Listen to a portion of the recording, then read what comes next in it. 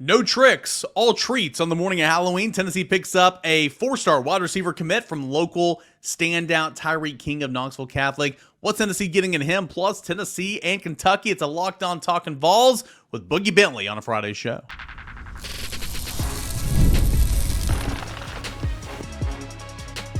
You are Locked On Vols, your daily podcast on the Tennessee Volunteers. Part of the Locked On Podcast Network, your team every day. Hey, good Friday morning, everybody. Welcome into Locked On Vols. I am your host, Eric Kane. Appreciate you guys for being a part of the show, making Locked On Vols your first listen, your first watch each and every single day. We are free and available wherever you get your podcast. Big shout out to our friends over at FanDuel Sportsbook.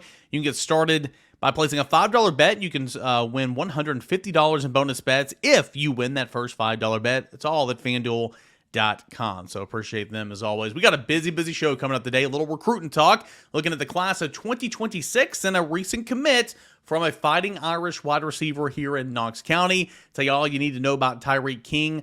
We'll look at the Kentucky rivalry. Is it a rivalry? We'll talk Halloween versus 4th of July. We'll discuss how Tennessee's going to beat Kentucky. We're a little all over the place, kind of how we always are, me and Boogie, but we have fun. I hope you enjoy it. 3 segments with my buddy Boogie Bentley, the Locked On Talking Vols channel. That starts right now. So without further ado, let's get into it. Here is your Friday show. Boogie, we're going to get into Kentucky. We're going to get into college football playoff scenarios, all that and more. But I wanted to start off our Friday show that we do every single week today by talking a little recruiting, okay? Tennessee got a commit from a 4-star, really nice player. Wide receiver from nearby Knoxville Catholic, Tyreek King, Thursday morning. And I don't know about you, man, but I know you're Upper East Tennessee, and I'm here in East Tennessee in the Knoxville area. I just love it when local stays local. I love it when Tennessee takes an interest in athletes around the area. And I mean, certainly he can go wherever he wants. I mean, he's that type of player, but it makes me feel good inside when Tennessee gets one of their own, I guess. Tyreek King commits to Tennessee, class of 26 wide receiver. What are your thoughts on him? Yeah, first, just to what you're saying, in-state kids, keep your talented in-state guys home. And we heard it just this week from Rodney Garner when he met with the media, talking about playing for something other than self and playing for that power T. And when you got a Knoxville Catholic kid who's grown up around Tennessee football, respects Tennessee football, man, it's a match made in heaven. And I even saw the quote from him. He said, it excites me every time I'm at Tennessee. But you're talking about a 4-star guy, top 150 guy. You watch his tape. Not a lot of scouting reports out there on him. I know you guys just put something up on VolQuest after the commitment, but when you watch his tape, it's like, get this guy the ball and let him go make plays. Just athletic, makes plays in space. You see who he committed over. He could have gone anywhere. Like you said, Knoxville kid, keep him home. Alabama, Louisville, LSU, Michigan, Missouri, Ole Miss, Texas A&M. But the big thing for me is he was in town for that Alabama game and the environment. And I just read a quote from Steve Wiltfong earlier this week about the Alabama game, and he says top prospects loved it, compared it to 2 years ago, right? Said they did it 2 years ago when they beat Alabama, and he said that was pivotal for recruiting. Now they beat them again. Look, it's fun to be in Neyland Stadium and cigar smoke filling the sky, although shout out to AP and the Vol Club Confidential. Jamal McCoy didn't know that was a thing. He's like, why is everybody smoking cigars? We got to get that Oregon State kid up to speed.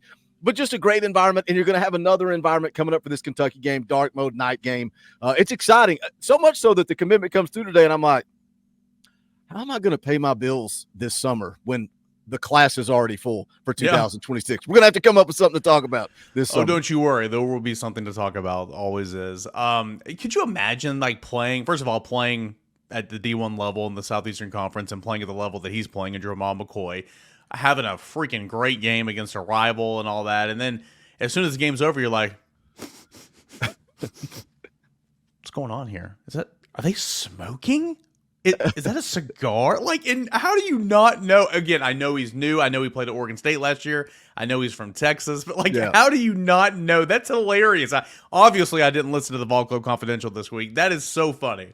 Yeah, and even after the fact, AP asked him, he said, you going to smoke one next year? And he's like, oh, we get to do that on the road too. And AP's like, had they won the game, they would have been smoking cigars from the visiting section. That's a thing here. It's a thing. We'll educate the young man. We'll give him a pass. It's the game where your eyes are burning if you're down there on post game, and it's just like there's so much cigar smoke all the way around. But yeah, I mean, ESPN personalities will light him up. I remember a couple years ago when obviously the game was on ESPN and all those guys were down there smoking a cigar, and I'm like, okay, well, it is what it is. But anyway, that's funny. Tyreek King, man, he is a guy. So we had him on Rivalry Thursday a couple weeks ago, Knoxville Catholic against Brentwood Academy. And so it was Tyreek King on one side. It was George McIntyre on the other. And these offenses literally went like second play of the game, touchdown, first play of the next possession, touchdown. And then Brentwood Academy scored another touchdown there. Like, it was a really, really quick start.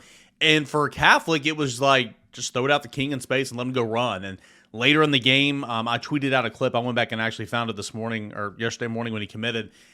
Ball's thrown in the air, and he makes a great adjustment back, boxing out the defensive back and making a nice, catch over his shoulder. Just a really, really dynamic type of playmaker. I think there's room to grow for him, but he's quick. He's got burst. He's got ball skills.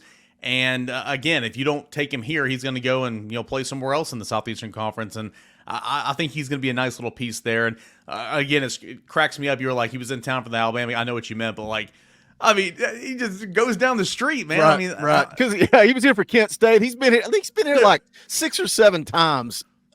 Not for games, and then twice for games already this season. So yeah, just going down the street. So I think this is a guy that could be a focal point of this class for sure. Yeah, I like this class, man. Again, we talk about what are we going to talk about this summer, and it starts with Faizon Brandon. I think it's huge getting Faizon Brandon in the boat early. You got Nico in the boat early. You got George in the boat early, and allow them to peer recruit. But Faizon Brandon is in the boat really, really early. And then you add Tyreek King. Now you got an elite playmaker at wide receiver. Carson Sneed. I think he just got dropped in the rankings. Still an on 300 guy.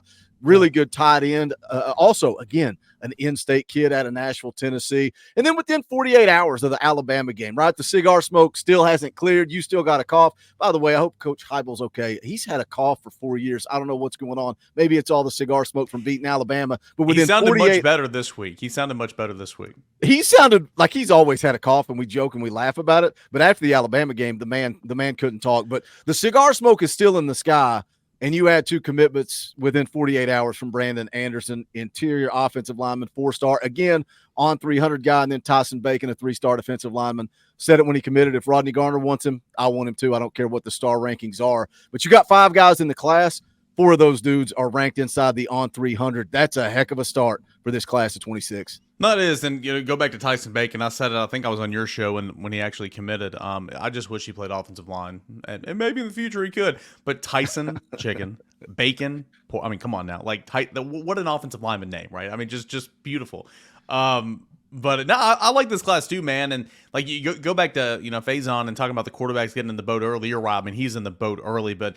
Think about it. Like that has been the priority. It's been quarterback, pass rush. It's your pillars of your classes, and that's how you build an NFL roster. And that's how Josh Heupel's been building his classes. Your quarterbacks have been getting in the class early. Even Nico was early March, right? It was still relatively early. It wasn't a official visit, July commit, and then come back and shake hands, kiss babies, and that fall after you are committed. It was.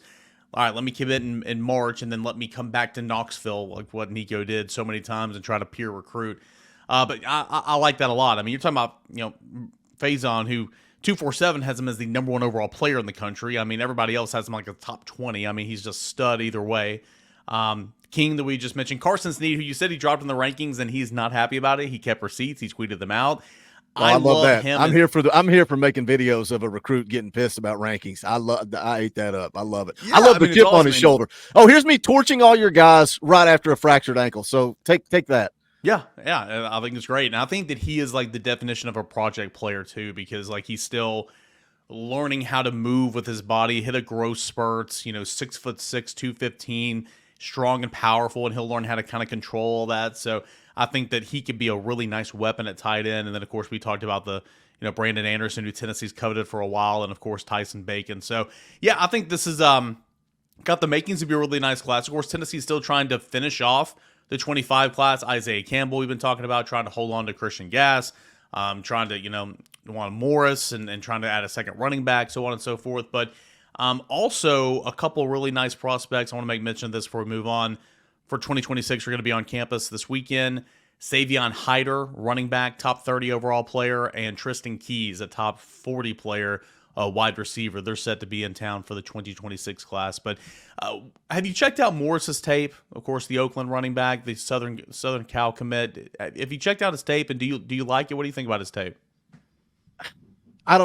Look, I'm a member of the General's quarters. It's the hot topic over there. Yeah. His tape and how electric he is. I know they've been talking about him being hurt. The conversation for me, I think his tape's good, but I'm not an X's and O's guy. I'm not going to pretend that I can sit down and watch a high school kid's tape and say whether he's going to be successful or not. You have a platform, Boogie. Fake it, dude. That's what Coach J's for. But he's a defensive guy. I gotta get old Coach get an Rice offensive on guy. there. I got an offensive guy in Coach Rice. I got to get him breaking down Morris's film. But what do you like? I'm about to completely derail the show here, but does Josh Heupel need that elite running back? And that's, I totally just disrespected Dylan Sampson, Jalen Wright, Jabari Small, all the guys that have come through here. But, we were talking about this on our Wednesday night show, talking about the PFF grades coming out, and the offensive line run blocking was extremely low. Meanwhile, you lead the SEC in rushing yards per game. So is it Josh Heupel's offense, and it's better to spend your NIL money on those tackles, on those edge guys, on your quarterbacks? Yeah, I don't know. But if you can find a guy like Morris or Sampson or Jalen Wright, whoever the case may be. So I'm like you. I don't want to disrespect anybody because I think Jay Wright was phenomenal. His uncle and his dad. I don't know if they still do, but they used to listen to the show every day, and like they messaged me like, "I appreciate you talking about my boy," and I'm like, "Well, I mean, it's true, man. Like I like the way he plays, and I wish he got the ball more because I would have been so intrigued to see if it was the three-headed monster that kept him fresh while he was so good, or if he could have continued that pace if he had more carries." But I think he was great. I thought Jabari Small was a really good running back, all things considered. I think Dylan Sampson is probably I think he's the best simply because we've seen him more than everybody, right? Because he gets such a workload. We've seen him do it in short spurts. We've seen him do it getting 26 and 27 carries a game. I think Dylan Sampson is the perfect back for this offense, and I think that we're kind of seeing, even when the offense isn't working well and you're being shut out in the first half and maybe you're not run blocking it up as well as you are, you're still getting yours. And I think that's a big credit to Dylan Sampson. So to answer your question, I honestly don't think Tennessee needs the elite running back in this offense when everything's clicking. I don't. I think you need someone who's capable, someone who's patient, someone who's got burst, someone who will take care of the football and obviously has all the attributes you need. But do you need a Reggie Bush or a top 10 player in the class? No, you don't. You just need a solid player.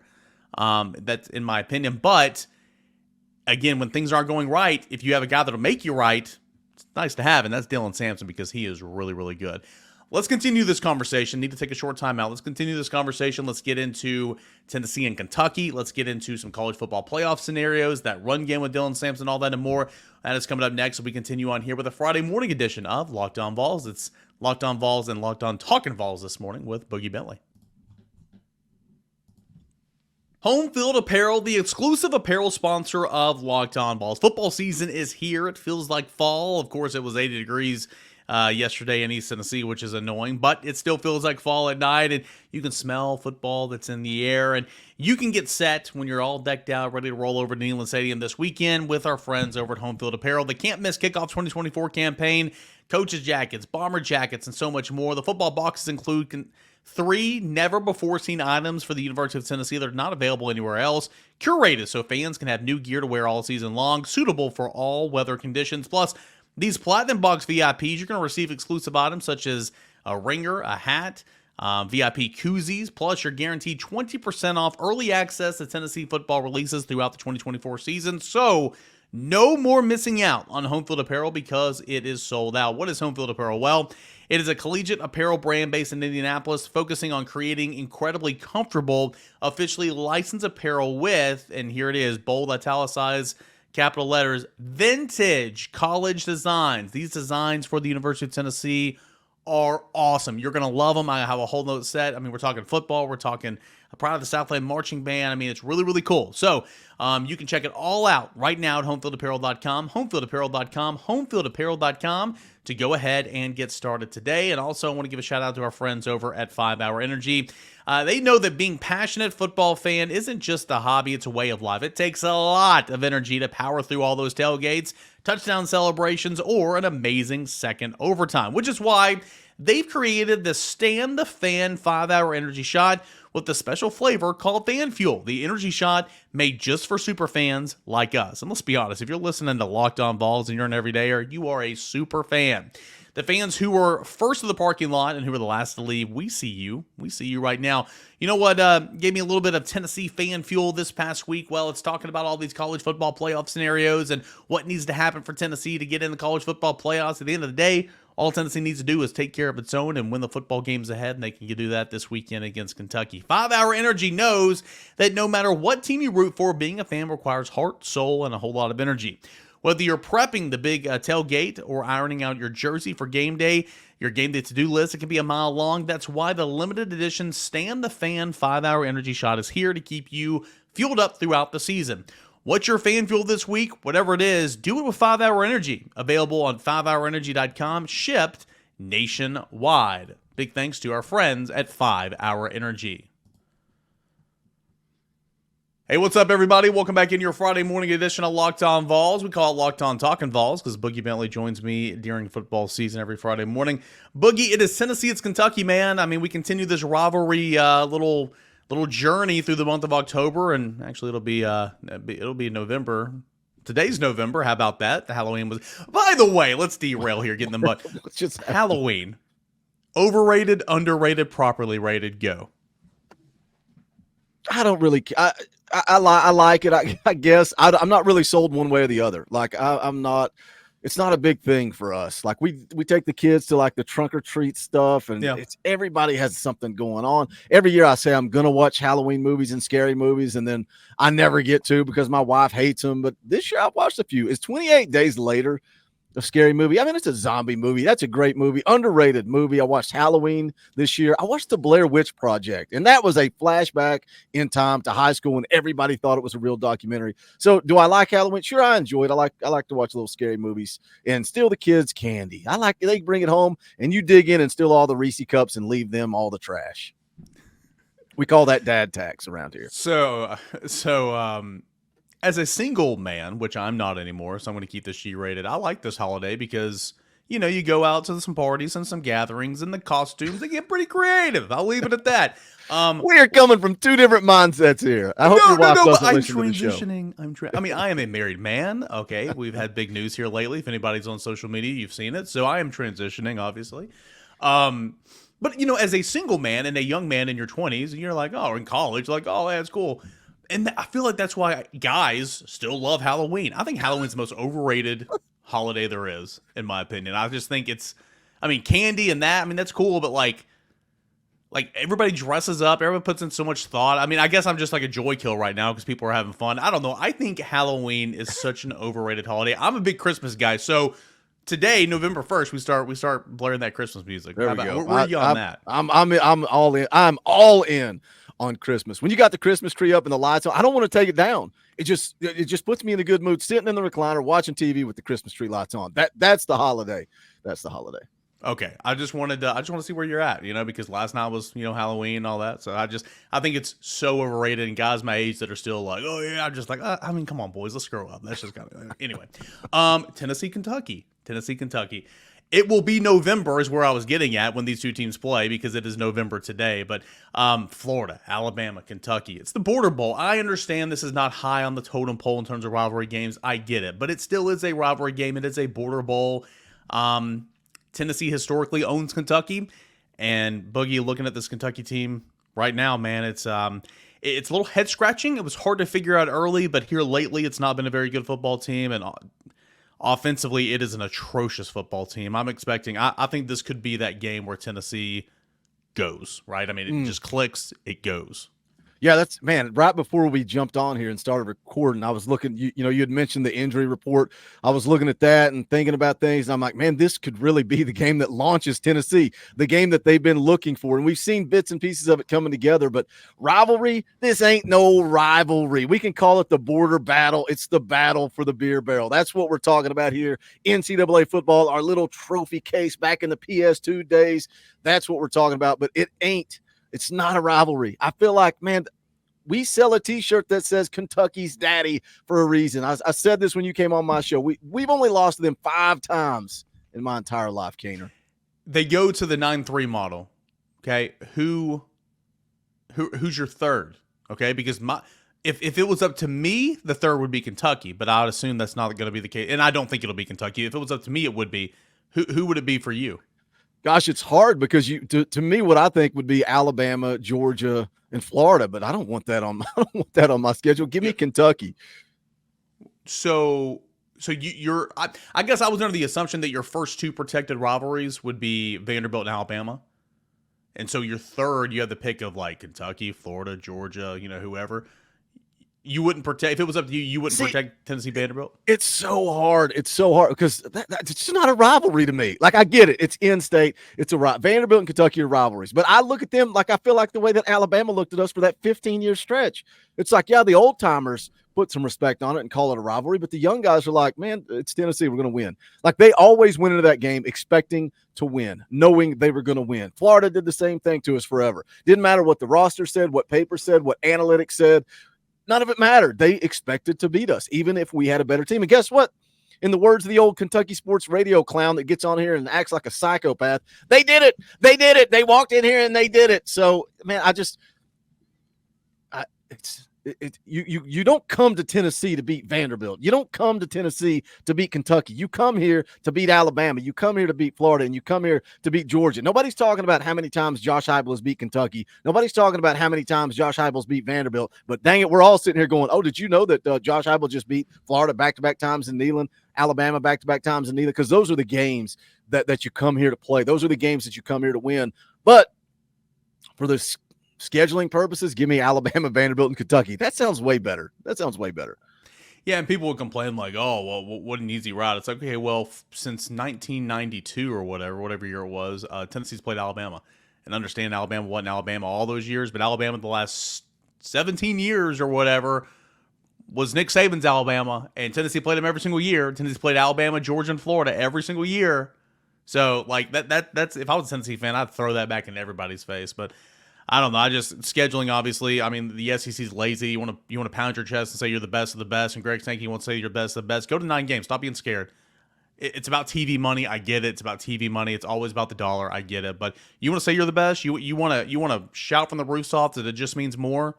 Go play another game, you scaredy cats. It's one of my biggest pet peeves. I cannot believe we're not playing 9 conference games this year. I cannot believe we're not playing 9 conference games next year. How lazy is it? Same schedule. Flip it.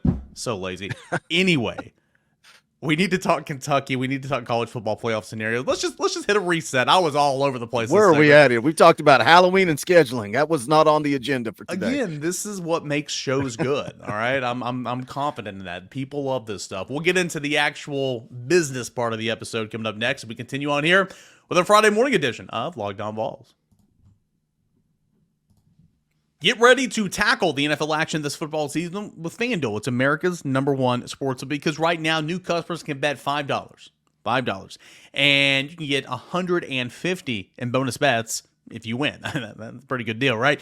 FanDuel Sportsbook Guide gives you everything you need to place live bets on the NFL all in one place. So when you get a hunch in the middle of the game, you can check out the latest stats, view the live play-by-play, and so much more, all on the same page where you place your bets.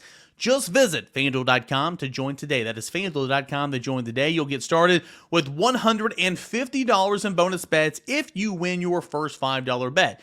$150 in bonus bets if you win your first $5 bet. That's at FanDuel.com. FanDuel.com. Never waste a hunch and make every single moment more with FanDuel, an official sportsbook partner of the NFL. That is FanDuel, FanDuel.com. All right, we got a final segment left here this Friday morning edition of Locked On Vols. I am Eric Kane, along with Talking Vols Boogie Bentley. We call this a little bit Locked On Talking Vols. Okay, so we've talked Halloween, we've talked costumes, we've talked scheduling, we've talked recruiting.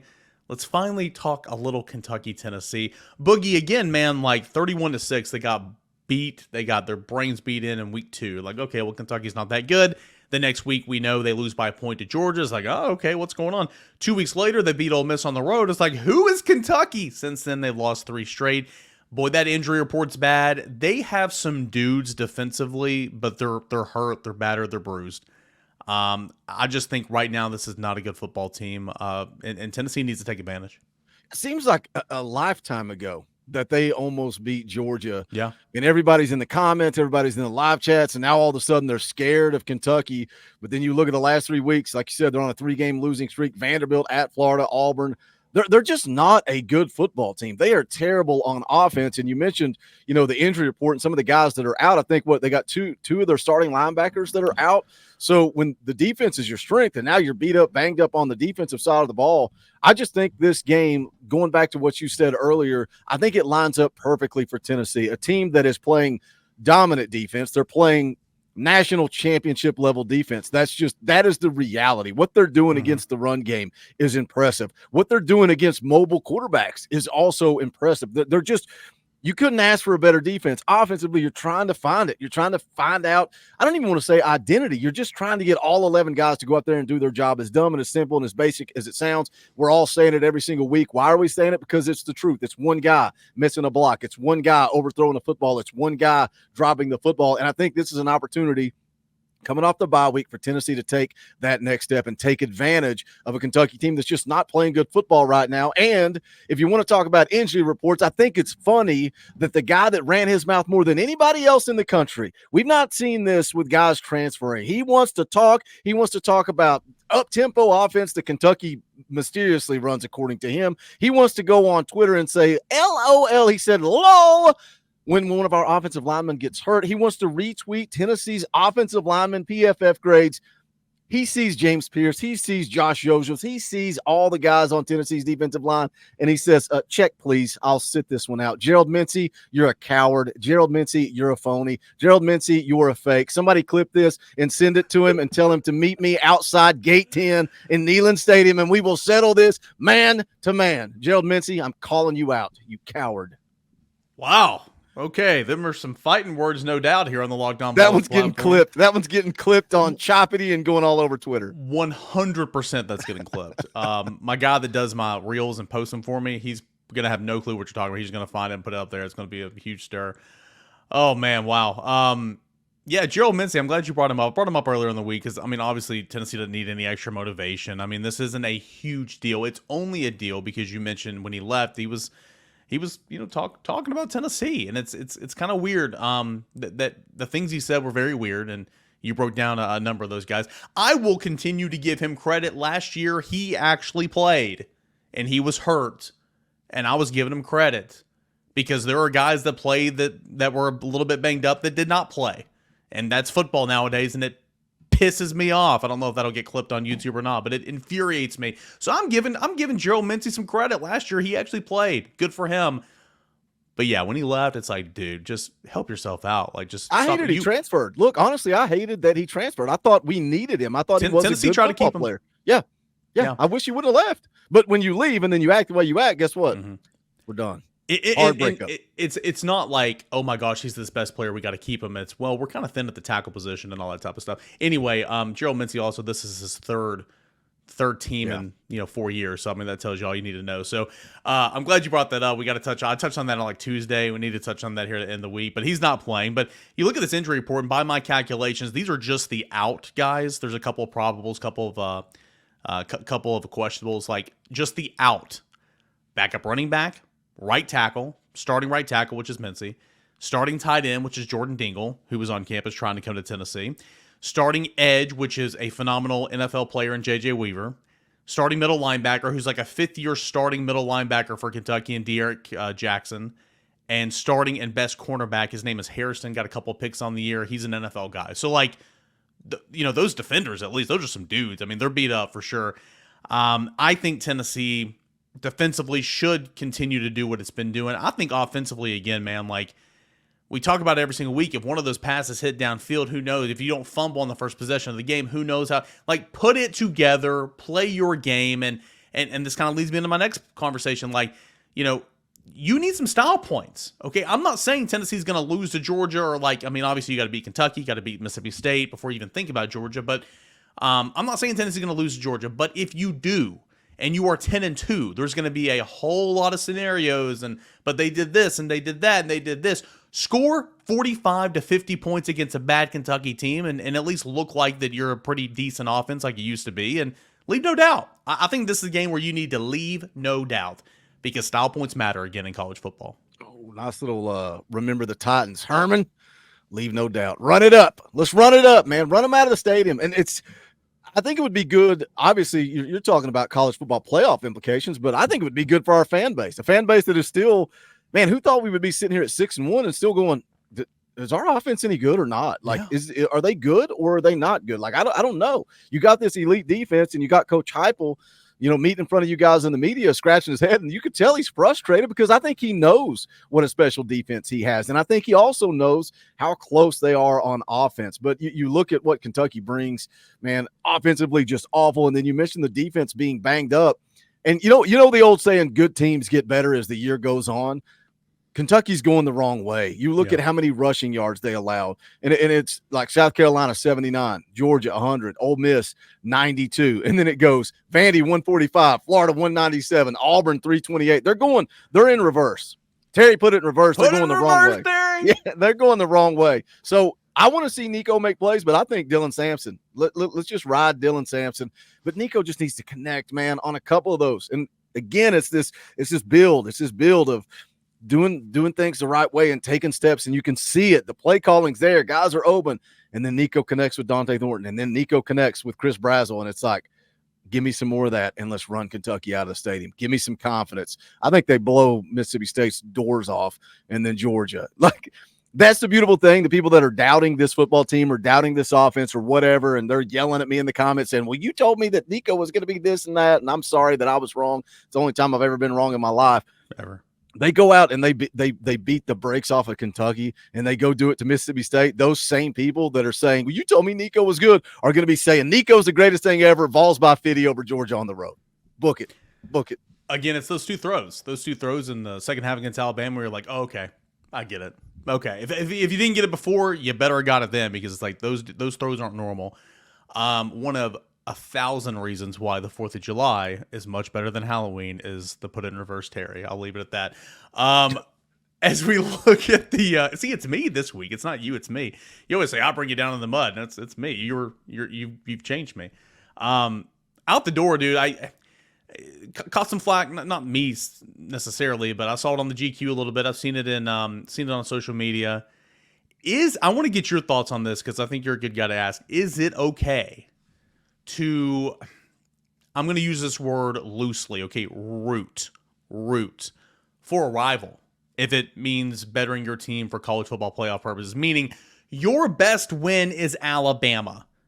Nobody here is saying roll tide, okay? Your best win's Alabama. You need Alabama to keep on winning. It's not that complicated. Oh, I'll never root for the Crimson Tide. I'm not saying put on a foam finger and say go Saban go. I'm just saying, okay, they didn't lose. I don't hate it. It helps my team. I mean, is it okay, Bookie? Because I think if you're like, oh, I hope Alabama loses every single game, I get it, but like, well, your team's not going to get in the playoffs, buddy. You know what I'm saying? Like, yeah, it's like NC State and Oklahoma. I'm checking their scores every week saying we need these teams to win. It's no different for Alabama, Florida, anybody. And like, Tennessee's strength of schedule is not very good right now, and so you need Alabama to keep winning. Yeah, it's. I mean, you could win out other than Georgia and miss the college football playoff. That's the reality of the situation. 100%. Yes, I agree with you. And I used to be one of those guys that would SEC pride, national championship. Man, I want to see Alabama win for SEC pride.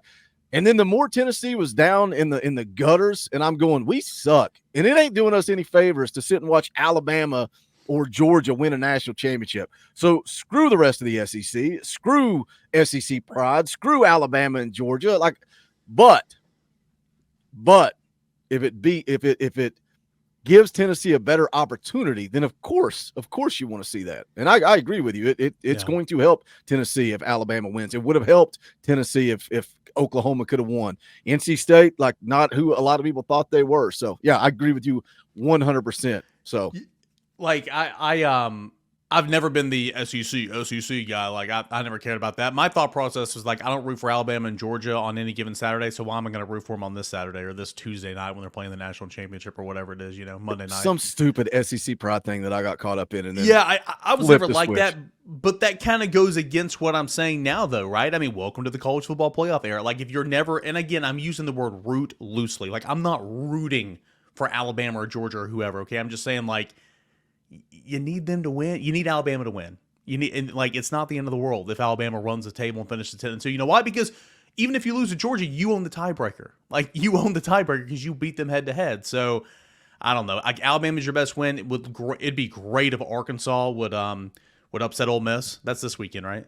Yeah, would be great if Arkansas would upset Ole Miss, and I think they can. I do. Yeah, you like for Oklahoma and NC State to keep on winning, but they're just not very good football teams. Whoever thought NC State was going to be a playoff team this year? Whoo! Wasn't me. And Texas and Texas A&M still have to play too, right? They still have to. Yeah. Mm-hmm.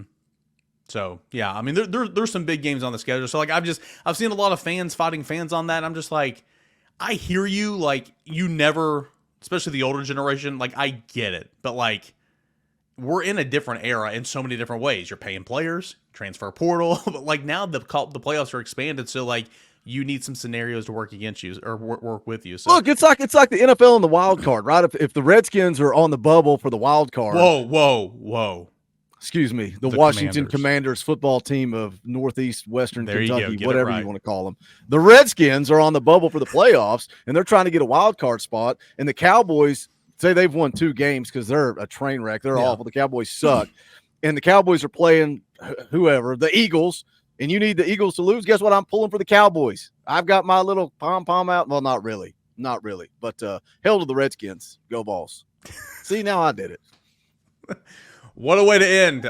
Tennessee and Kentucky. Give me your final. Well, Friday morning, if you want to hold off. I don't know if you're going to do it on your show Friday morning or Saturday, but give me a quick little synopsis on how this game's going to go. I have not actually made my prediction yet. I'll probably make it this morning, Friday morning, over on Talking Balls Live, hanging out with Coach Jay, getting you geared up for this game. Look, Kentucky's a team that's trending in the wrong direction. Tennessee's a team that's trending in the right direction. I think this is that game that you mentioned earlier. I think this is the game that Tennessee puts it together.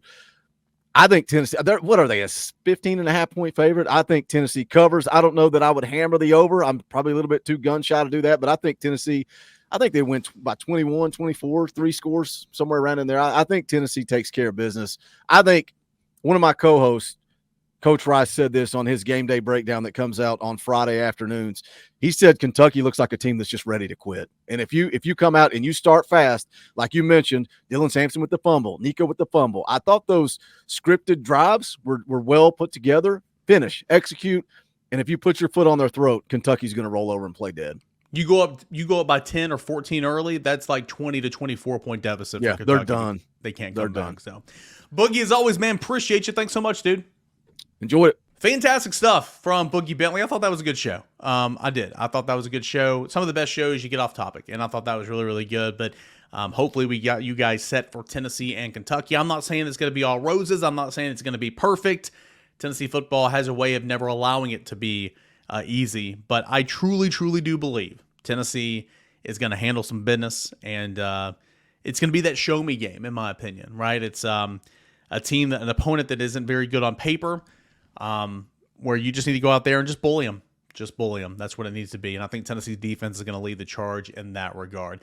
If you are going to the game this weekend, have fun. Stay safe, have fun, and maybe I'll see you there. We'll be back probably Sunday morning. I'll do a postcast show if I have some time, so stay on the lookout for that Sunday when you're on the way to church or on the way back, or maybe Sunday afternoon. We'll be back Monday morning. Caner grades, scoring plays, big thoughts from the game, all that and more. It is Tennessee and Kentucky, and we'll have it all. We'll have all the reaction for you right here on Locked On Vols. Stay safe, enjoy the weekend, everybody, and we'll talk to you again Sunday. This is Locked On Vols.